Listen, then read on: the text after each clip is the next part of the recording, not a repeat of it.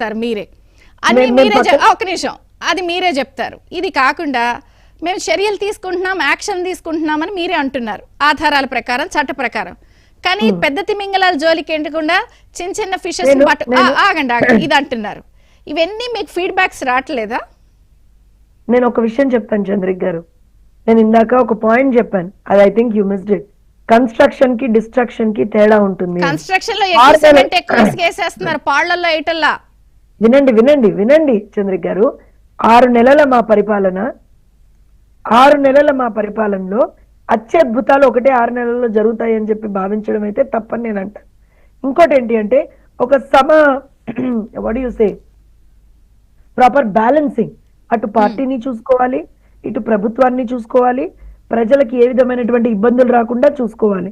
దీన్ని ఒక బ్యాలెన్సింగ్ వేలో తీసుకువెళ్లాల్సినటువంటి బాధ్యత, అలయన్స్ ధర్మాన్ని పాటిస్తూ తీసుకెళ్లాల్సినటువంటి బాధ్యత కూటమి ప్రభుత్వం మీద ఉంది. ఇక్కడ నేను తెలుగుదేశం పార్టీ ప్రతినిధిగా మాత్రమే మాట్లాడట్లేదండి, కూటమి ప్రభుత్వ ప్రతినిధిగా మాట్లాడుతున్నాను. ఎందుకంటే ఇవాళ మీరు గమనిస్తే కూటమిలో ఉన్నటువంటి పార్టీలు 3 కూడాను, ముఖ్యంగా తెలుగుదేశం, జనసేన ఇప్పుడు మనం కనుక తీసుకుంటే ఏం చేస్తున్నాము అని అంటే ఎక్కడికక్కడ ప్రజా దర్బార్లు, అటు పార్టీ ఆఫీసుల్లో కావచ్చు, ఇండిపెండెంట్ గా ఎమ్మెల్యేల కాన్స్టిట్యున్సీస్ లో కావచ్చు, ప్రజా దర్బార్లు చేస్తున్నాం, చేసి ప్రజల సైడ్ నుంచి వినతులు తీసుకుంటున్నాం. మీరు గమనిస్తే నిన్నగాక మొన్న ఐ థింక్ 2nd రోజు అనుకుంటా అండి, 2 days బ్యాక్ క్యాబినెట్ మీటింగ్ జరిగింది చంద్రిక్ గారు. క్యాబినెట్ మీటింగ్ తర్వాత రెవెన్యూ అఫీషియల్స్ తోటి చంద్రబాబు నాయుడు గారు కూర్చుని రెవెన్యూ సదస్సులు నిర్వహిస్తున్నారు. మీరు రెవెన్యూ సదస్సుల్లో ఎందుకు immediate what you say solutions అనేటివి కొన్ని చోట్ల ఇవ్వలేకపోతున్నాం అంటే this is what is called taking feedback. మీరు ఫీడ్బ్యాక్ అంటారు, మళ్ళీ అదే మంత్రుల గురించి ఎటువంటి వార్తలు వినాల్సి వస్తుంది? అది లేదా పేషీల్లో మంత్రుల దగ్గర ఉన్న పిఏలో పిఆర్ఓలో ఎట్లా వ్యవహరిస్తున్నారు? ఇప్పుడు వంగలపూడి అనంత్ గారికి సంబంధించిన వ్యవహారంలో ఇవన్నీ వస్తున్నాయి కదా. ఒక్క విషయం చంద్రిక్ గారు, ఇవాళ పిఏ ఉన్నాడా? సింపుల్ క్వశ్చన్, ఉన్నాడా ఇవాళ పిఏ? ఆరోపణలు ఇప్పుడు ఒక చిన్న ఎగ్జాంపుల్ తీసుకుంటానండి. సొంత బాబాయిని చంపేసినోడే పక్కన పెట్టుకొని తిరిగినోడు జగన్మోహన్ రెడ్డి. ఇవాళ ఒక పిఏ తప్పు చేశాడు అనేటువంటి ఆరోపణ వస్తే ఆ పిఏని ప్రైవేట్ పిఏ అయినా సరే తీసేసినటువంటిది మా మంత్రి. So you should understand the difference there అంటున్నాను.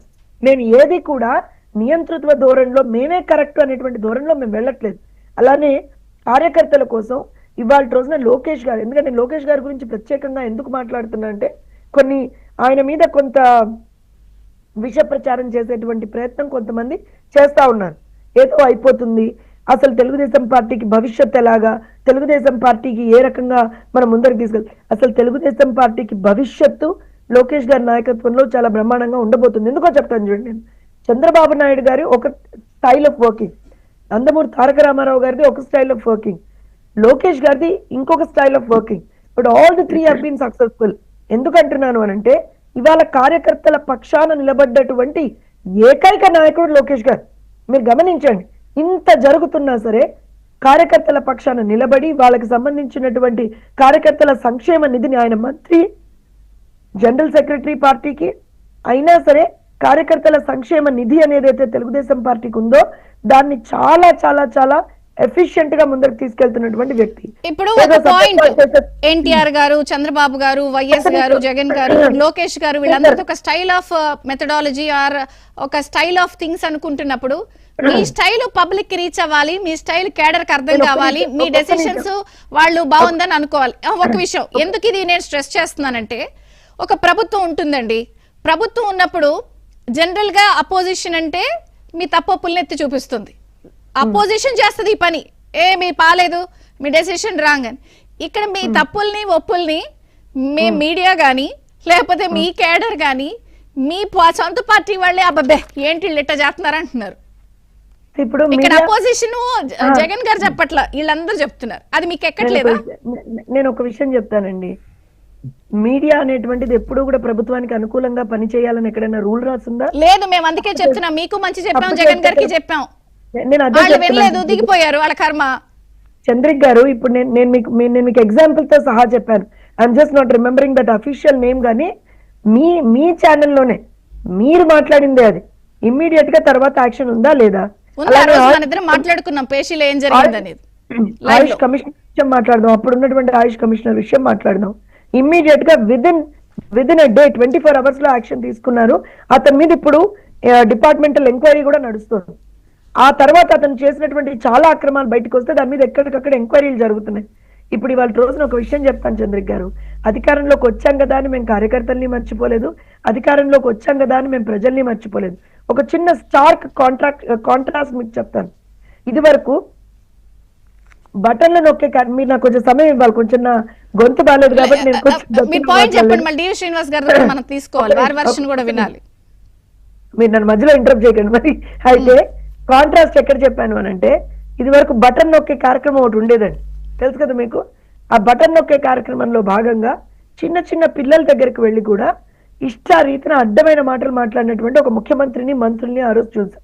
కానీ ఇవాళ అదే చిన్నపిల్లల దగ్గరికి వెళ్ళి ఆ చిన్నపిల్లలతో పాటుగా కూర్చొని భోజనం చేసి తాను తిన్న ప్లేట్ ని కూడా తీసుకెళ్లి వాళ్ళతో పాటుగా, అంటే వాళ్ళకి సంస్కారాలు నేర్పిస్తూ కడిగి వచ్చి మళ్ళీ కూర్చొని, ఏ రకంగా డొక్కా సీతమ్మ గారి పేరెందుకు పెట్టాం మనం, సర్వేపల్లి రాధాకృష్ణ గారి పేరెందుకు మనం తలుచుకోవాలి అని మహనీయుల గురించి మాట్లాడుతూ వాళ్ళల్లో ఒక సంస్కారాన్ని ఇన్స్టిల్ చేసేటువంటి ఒక ప్రయత్నం రాష్ట్ర విద్యాశాఖ మంత్రి నారా లోకేష్ గారు చేస్తున్నారు.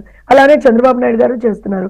అలానే ప్రతి ఒక్క మంత్రులు చేస్తున్నారు. ఎస్, కొంతమంది ఎమ్మెల్యేల మీద ఆరోపణలు వచ్చాయి, ఎక్కడికక్కడ వాళ్ళని పిలిచి మాట్లాడుతున్నారు, వాళ్ళ మీద చర్యలు తీసుకుంటున్నారు. మేము ఎక్కడా తగ్గట్లేదండి. తప్పు ఎవరు చేసినా సరే, ఇప్పుడు నిన్న అనిత గారు మాట చెప్పారు, మీ ఛానల్లో కూడా ఏరైంది అది.